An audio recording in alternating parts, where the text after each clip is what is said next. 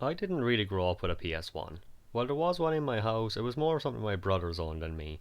So I spent a lot more time with Nintendo consoles like the Nintendo 64 and the Super Nintendo. I was able to put together a pretty satisfying list for my top 10 though, even if I did find a lot of these games later when I got my own PS2 and my own PS3. So it's no real surprise here that most of these games are games I found as a child. I do plan to do one of these for every console I love, but certain consoles are expectedly more limited in how many games I experienced, especially when growing up. My criteria here would basically be how much fondness I have from my childhood and how well they hold up when playing again. So here are my top 10 games on the original PlayStation. Number 10.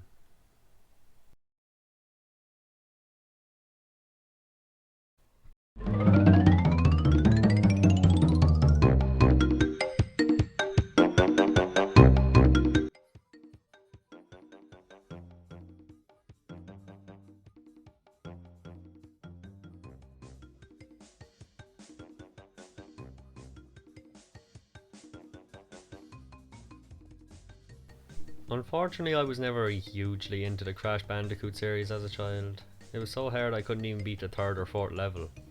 As an adult though, I only tend to enjoy the first one a lot. That being said, I do really like the original quite a lot. I like its more linear progression, its simplicity appealed to me more, and even going for the 100% felt way more manageable. This game made me feel joy and anger as well as deep pride when I finally pushed through. Maybe only number 10 on this list, but number 1 for me in terms of the Crash Bandicoot series. Number 9. Tekken is a franchise I didn't really get into until around Tekken 4, but I do have vague memories of playing Tekken 2 or 3 with my brothers once or twice. But I don't even remember much about it. And I didn't play Tekken 3 until many years later, probably after Tekken 6 had already come out. While there definitely seems to be way more love and nostalgia out there for Tekken 2, I think the third one had way better characters, the fighting was better and faster, and other little additions like the Tekken Force and the Tekken Bowl. It can definitely be pretty hard for some people to go back to older Tekken games nowadays, but they are still very fun and playable even now. Especially if you have fond memories of playing them when they first came out.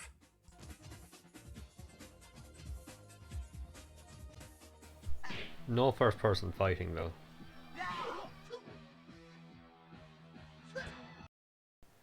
Number 8. While nowadays there are so many Worms games you don't really know where to look, this was the very first. I used to put so many hours into this game with my brothers and my friends and we always had a great time. I used to love finding new TV shows or games that I would love and then naming my teams of worms after them to fight it out. Of course this game is extremely basic and dated by today's standards. Even the worms are basically little dots on the screen. Even in the PS2 era I showed this game to my cousins and they couldn't take it seriously and were mocking me for it. However, it holds a special place in my heart and I still think it's a very charming little game that I will always love. Number 7. Spyro 3 Year of the Dragon is one of the first games I ever remember owning. I remember I got it Christmas Day while my older brother got Tarzan, which is a great game too, don't get me wrong, but I feel like we both agreed that I got the better experience here. Not only a great Spyro experience, it also had some fantastic minigames, from a top-down twin-stick style shooting game to a great skateboarding minigame that I probably played more than the main game. Getting those dragon eggs was always really fun too. Finding out their names and seeing their cute little animations was half the fun. In terms of pure nostalgia, this is one of my most childhood defining games out there. So that's why Spyro 3 is number 7. Number 6. Probably a bit of a surprising entry, but this game was probably just at the perfect time for me. I loved Rugrats as a kid, but this was kinda hard to get my hands on back then, so I only got it again recently. I remember renting it out once and just enjoying the hell out of it and playing it over and over again, and I played other Rugrats games too, but nothing could compare to the original.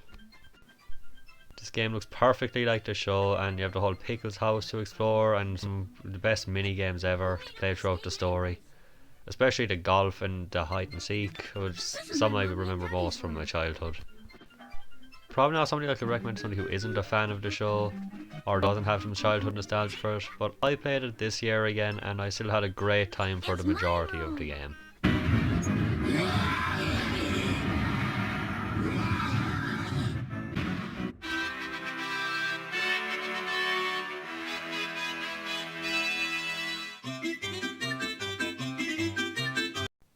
Number 5.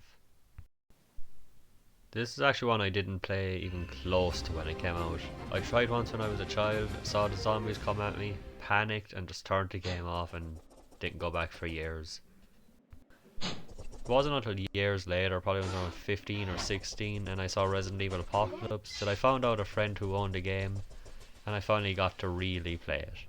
I loved Nemesis so much that I just couldn't hold back any longer. Needless to say, I loved it a lot, and Nemesis was as terrifying as I'd hoped, and the rest didn't disappoint either. It's easily my favourite of the PS1 era Resident Evil games, and still one of my favourite Resident Evil games of all time. I'll never forget how great Nemesis looked in those FMVs, or how scary it was to be tracked all over the world by him. And that's why he's still remembered so well to this day. Even though the second one is generally considered the best one for a lot of people, 3 is always the one that had a bit more of an appeal to me.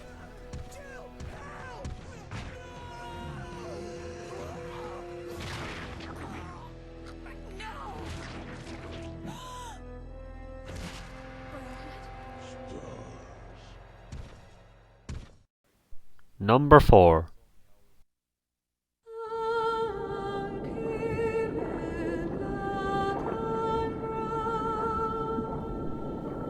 The very first Metal Gear game to go into 3D, and it transitioned perfectly. I don't even think I would need to say anything about this. I feel like people even nowadays realise how big and great the original Metal Gear Solid was. And even now with rumours of a remake still gone, people still get excited about this game, and for very good reason. Solid Snake is back and cooler than ever with his iconic voice acting job by David Hayter. It's Snake. I'm in front of the disposal facility. The gameplay still holds up fantastically, and the characters are all amazing, and overall it is just one of the most great and best genre defining games of all time. Everything from the music to the boss battles to the alert sounds of this game is still known to people even over 20 years later, even if they don't realise it. Coming close to its 24th anniversary, it is still an iconic and beloved game that people are just as passionate about today as they were back then when it first came out. Here's hoping the 25th anniversary will give the loyal and passionate fans something they deserve.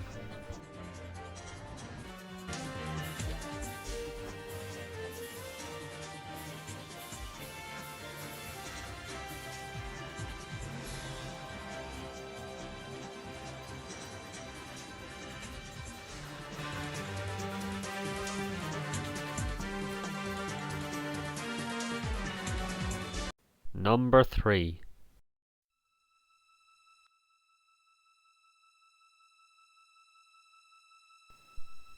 What can I say about Final Fantasy VII that hasn't been said a million times? It practically put JRPGs on the map. It's one of the most beloved games of all time. Many people love JRPGs because of this game, and so many people hold this as their favourite of all time. While obviously looking very dated, even by some PS1 standards, first time it still looks great for a game of its size, and for anyone who played it when it came out, the charm is easily enough to break through its technical limitations. Some of Final Fantasy's most well-known and iconic characters, music and moments came from this game. The story, the twists, the mini-games are all still very fun to experience. And it's definitely one of the most varied Final Fantasy games out there, if not the most. It has everything from snowboarding to submarining to even a CPR minigame. The game has easily stood the test of time, with many people, me included, still being very passionate about it even now. With the remake's first part releasing just about over nearly 2 years ago, the integrated DLC too, and the second part of the remake hopefully coming very soon, I remain just as excited about Final Fantasy VII as I did when I first played it. And I know for a fact I am not alone with my passion for this game. I know I speak for a lot of us when I say I can't wait for more.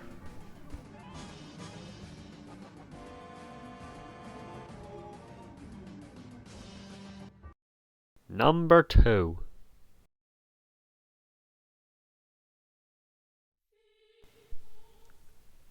Yeah, there's two Final Fantasy games right next to each other, of course there would be. It is my favourite franchise of all time.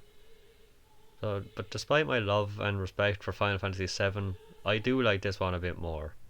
For one, it was the first one I ever played. It was in my house earlier than I can remember, and even though I barely knew how to play it, I somehow managed to get to the end of disc 1. I could never get further, however, due to my scratchy PS1 discs. The game would always freeze during disc 1's absolutely epic and beautiful final cutscenes. This was always something I wanted to play more of as a child, but it was kind of impossible apart from a special PS1 demo disc that let me play a save file at the end of disc 4, which was the only one of the discs that seemed to work perfectly.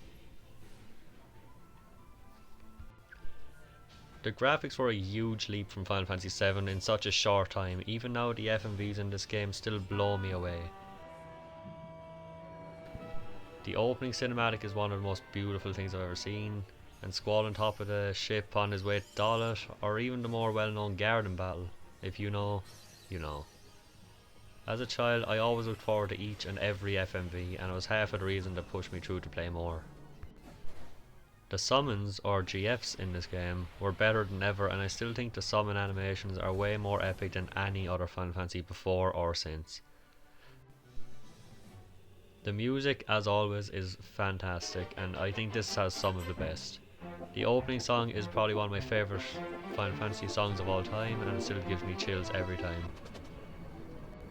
While characters might not be as consistently great as 7 or some other games, there are some lovable ones here. I love Squall, Cypher, Selphie, and most of the rest are at least likeable. And the story they take place in is one of my favourites, even if it is a bit of a complicated mess sometimes.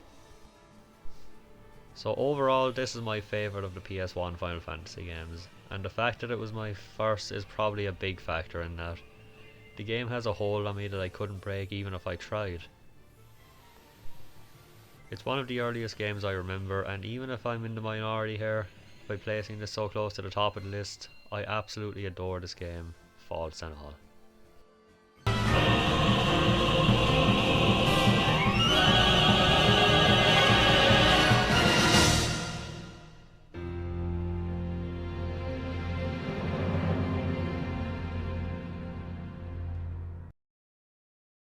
Number 1. This is my number 1, my favourite PS1 game of all time, and even one of my favourite games in the world. While I don't quite remember the day I got this game quite as well as others, I still remember the first time playing it. The fun of getting my very first Digimon, digivolving him into what I definitely did not expect, and slightly expanding the city, it was all just magical. You start off with your own partner Digimon, Agumon or Gabumon depending on how you answer the questions. You are a human, sucked into the digital world, and you raise your Digimon through training, fighting, food, items, etc. and collect more Digimon to join your city. There's a huge variety of Digimon for you to raise and of Digivolve through your training stats, feeding, taking it to the toilet. It's basically a more fleshed out and awesome version of a digital pet. There's a lot of areas to explore, mini games to play, fishing and curling, etc. and secrets to discover. Most of the Digimon you find will be recruited to build your city through battle, but some will be recruited for doing other favours such as helping run a shop or solving a puzzle. Bottom line is, I love this game so much that when Digimon and the World Next Order was announced for the PS4, I almost wanted to cry. It was such a nostalgia overload to play, and I always hoped they would release more Digimon. I spent so much time in this trying to get certain types of Digimon and trying to find every little secret of this game that had to offer. It's my favourite PS1 game of all time and easily one of my most cherished games ever. So if you're a fan of Digimon, I definitely recommend checking this out. Even though I love games like Cyber Sleuth, this is definitely my favourite Digimon game of all time, and it holds up better than anything else. Well, that's it. My favourite PS1 games ever. Hope you liked it and maybe found some good recommendations if you haven't played them all yet. Feel free to let me know some of your favourites in the comments below, especially ones that have mean a lot to you. Maybe games that you got on your favourite Christmas, or the first game you ever bought with your own hard earned money. Or even just games that you love to play with your friends and family. Anyway, that's it. Thanks for watching, and see you next time.